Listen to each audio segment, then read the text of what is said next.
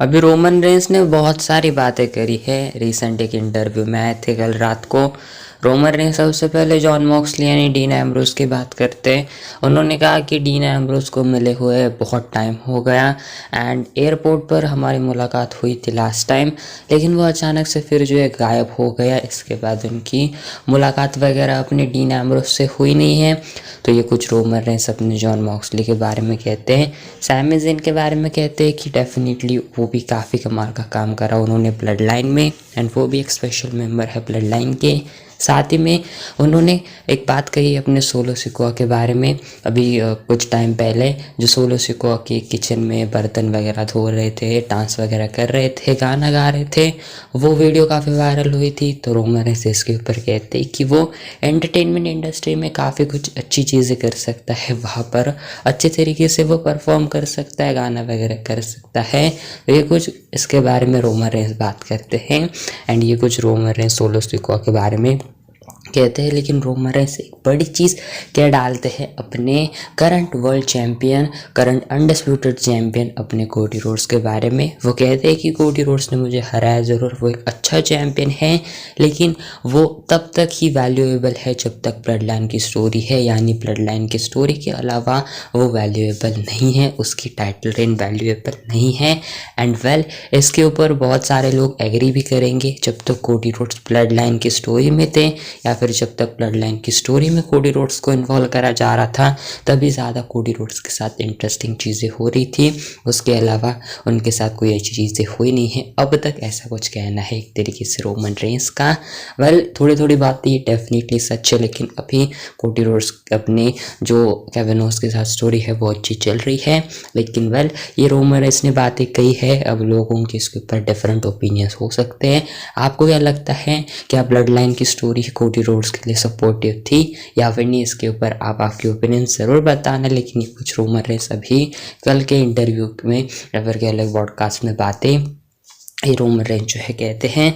तो ये फिलहाल कुछ बातें थी। बात करते क्लैश एट द कास्टल की, तो बताया जा रहा है कि ये होने वाला है पेरिस में इस साल 31 अगस्त को। रेसल वुड्स का कहना है कि 31 अगस्त को पेरिस में ये फिलहाल WWE अब जाने वाली है क्लैश एट द कास्टल को लेकर। तो ये रेसल वुड्स की जो ट्विटर है वहाँ से ट्वीट आया था, लेकिन ये रियल ट्वीट्स था या फिर मतलब रियल अकाउंट से था या फिर एक और अकाउंट है वैसा उससे आया था, ये तो फिलहाल पता नहीं। लेकिन खैर ये बातें हैं, बहुत सारे अलग अलग जो न्यूज़ है उन्होंने भी ये चीज़ शेयर करी है। तो पेरिस से इस साल हमें दिखाई देगा क्लैश एट द कास्टल 2025 31 अगस्त को। तो अगेन WWE अब आउटडोर अगेन जाने वाली है। बात करते हैं पेंटा जूनियर की, तो अपने पेंटागन जूनियर का डेब्यू हमने देखा, बहुत उनको हाइप मिली एंड डेफिनेटली वो काफ़ी अमेजिंग परफॉर्मेंस कर रहे हैं, नंबर्स वगैरह जनरेट कर रहे हैं। तो इसीलिए उनके बारे में मैसिव प्लान्स है एंड इसकी स्टार्टिंग होने वाली है इसी संडे रॉयल रंबल से। रॉयल रंबल से उनके लिए बड़े प्लान्स WWE स्टार्ट करेगी एंड रेसलमेनिया के लिए भी उनके काफ़ी अच्छे खासे प्लान्स हैं, यानी एक बड़ा मैच कह लो उनको रेसलमेनिया में मिलने जा रहा है एंड एक बड़ा पुश उनका जो है वेट कर रहा है, जिसकी स्टार्टिंग हमें रॉयल रंबल से दिखाई देगी। तो ये कुछ एक बड़ा नाम कह सकते हो जो कि WWE में अभी आया है। तो वेल लेट्स सी किस तरीके से इंटरेस्टिंग उनके रिगार्डिंग चीज़ें होती है। लेकिन डेफिनेटली WWE उनके ऊपर इन्वेस्टेड है एंड उनके लिए WWE के पास बहुत अमेजिंग प्लान्स है। तो लेट्स सी कि रेसलमेनिया में किसी टाइटल पिक्चर में वो हमें इन्वॉल्व होते हुए दिखाई देते हैं या फिर कुछ एक कमाल की उनकी अलग स्टोरी WWE दिखाती है।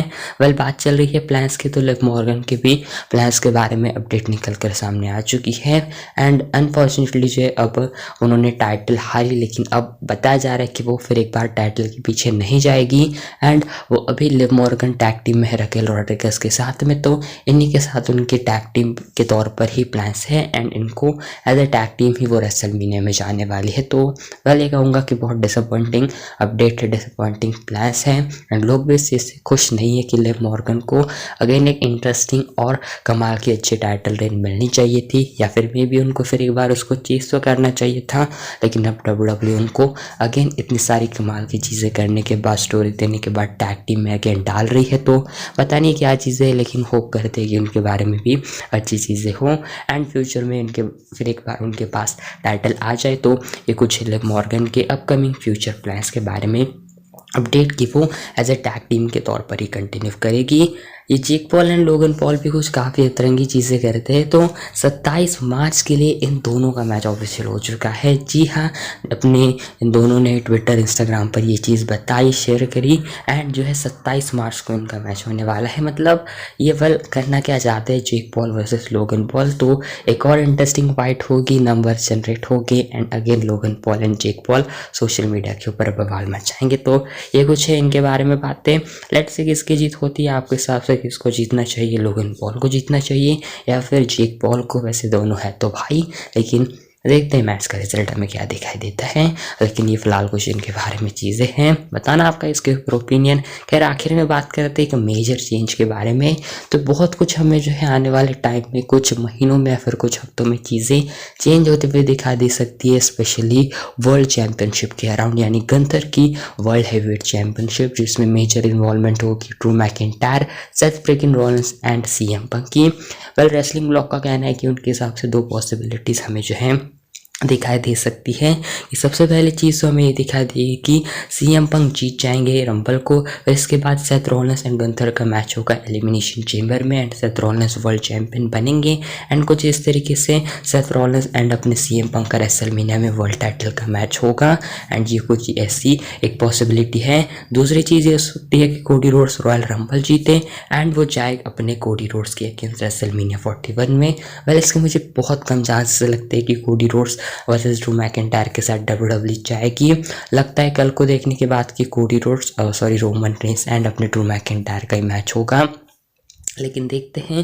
तो ये कुछ पॉसिबिलिटीज़ है एंड जो कह सकते हो कि रोड टू रेसलमेनिया में सबसे बड़ा खतरा है गुंथर के ऊपर एंड उनकी वर्ल्ड चैम्पियनशिप के ऊपर, क्योंकि इसके चांसेस स्टिल है कि ये चेंज हो सकती है एंड मे बी ये एलिमिनेशन चेंबर मैच में भी डिफरेंट हो सकती है।